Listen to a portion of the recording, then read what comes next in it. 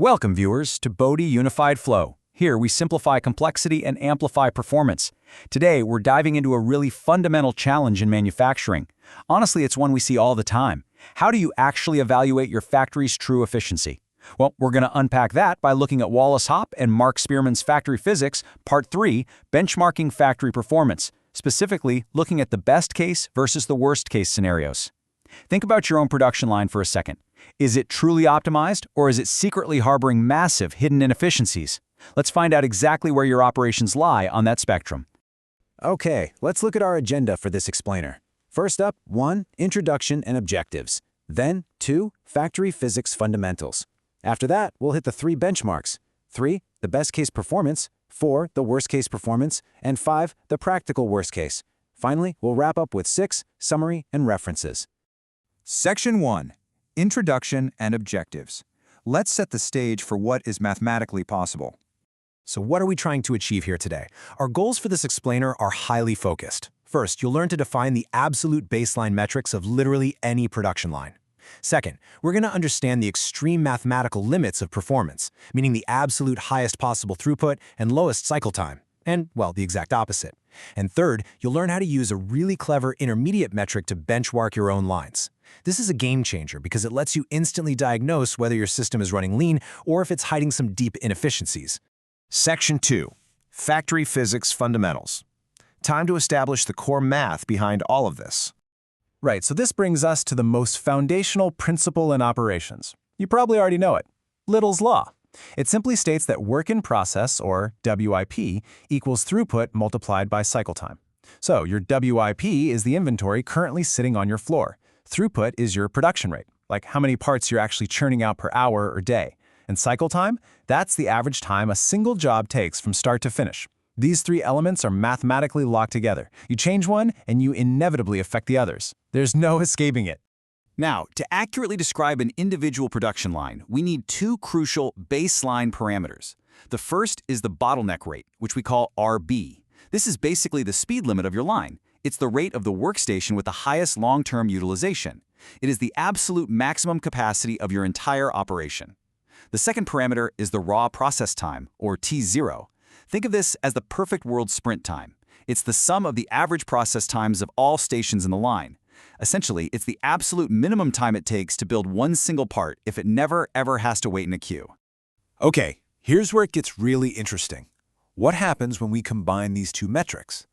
We get what's called the critical WIP, denoted as W sub 0. You calculate this simply by multiplying your bottleneck rate by your raw process time. But what does that actually mean for you on the floor? Well, critical WIP is the exact minimum amount of inventory required in a perfect line, meaning 0 variability, to achieve maximum throughput with the absolute minimum cycle time. It's basically the holy grail of inventory levels. Section 3. The best case performance. Let's take a look at manufacturing utopia. Let's conceptualize perfection for a minute.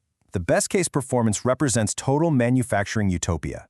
We're talking about the maximum throughput and minimum cycle time achievable for a given WIP level. But, you guessed it, here's the catch. It's only possible in a perfect line with absolutely 0 variability.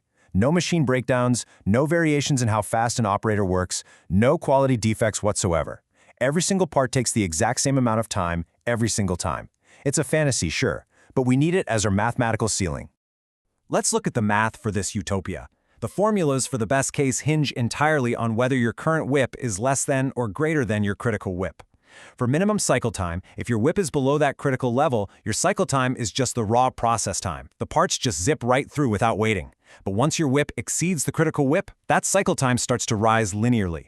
Now look at maximum throughput.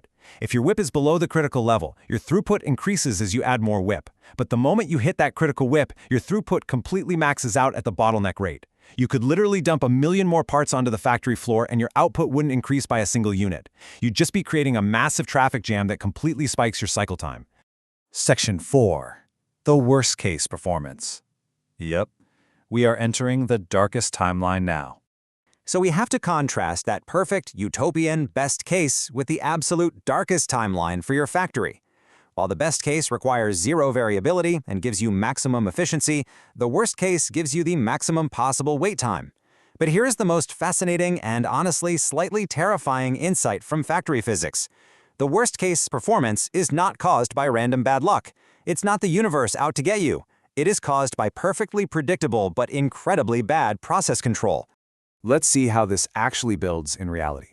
How do you intentionally create the maximum wait time? By moving jobs in massive, extreme batches. Imagine moving every single piece of work in process in your entire factory on one single giant pallet.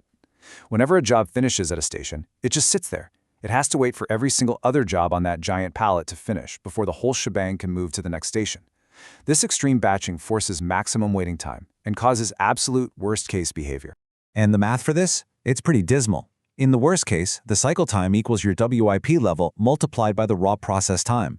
This means your cycle time grows massively with every single unit of WIP you add to the pile, and your throughput?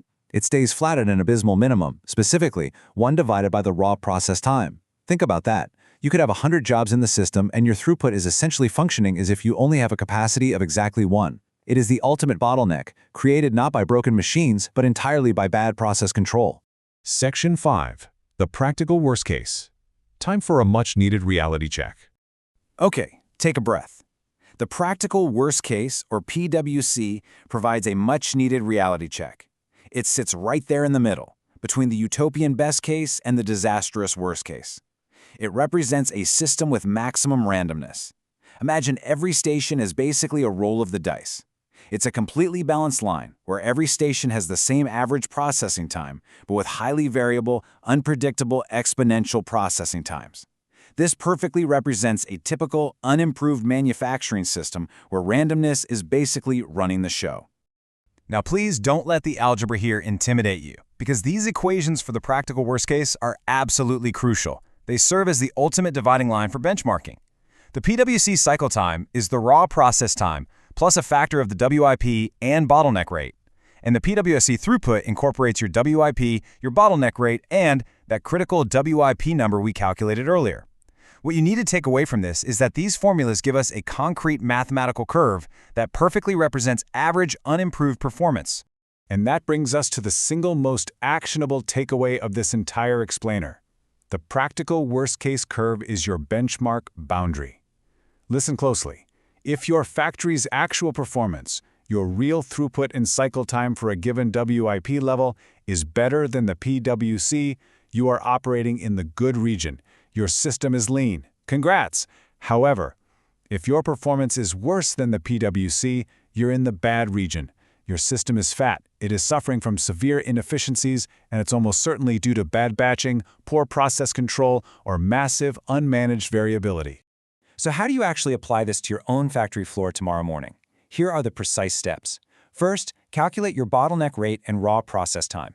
Second, multiply them together to find your critical WIP. Third, go out onto the floor, literally go out there, and measure your actual average throughput and cycle time. And finally, step 4, plug your WIP level into the practical worst-case formulas and compare your real numbers against that PWC output. This will instantly, unequivocally tell you if your line is lean or fat.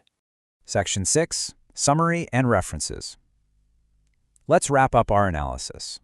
So, to quickly recap what we've covered today, we successfully defined the baseline metrics of factory physics, we established the absolute mathematical limits of production by contrasting that zero variability best case against the terrible control worst case, and most importantly, we learned exactly how to use the practical worst case as a definitive mathematical benchmark to measure the true health of any production line.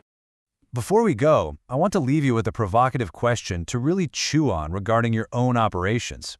When you look at your factory floor tomorrow, is your production line actually running lean, or is it secretly hiding in that bad region, performing worse than the practical worst case? The math simply doesn't lie, and now you've got the tools to uncover the truth for yourself. All the concepts, the formulas, and the examples we discussed today are derived directly from the foundational text, Factory Physics, 3rd edition, by Wallace J. Hopp and Mark L. Spearman. If you haven't read it, it's an absolute must. Thank you so much for joining us today on Bodhi Unified Flow.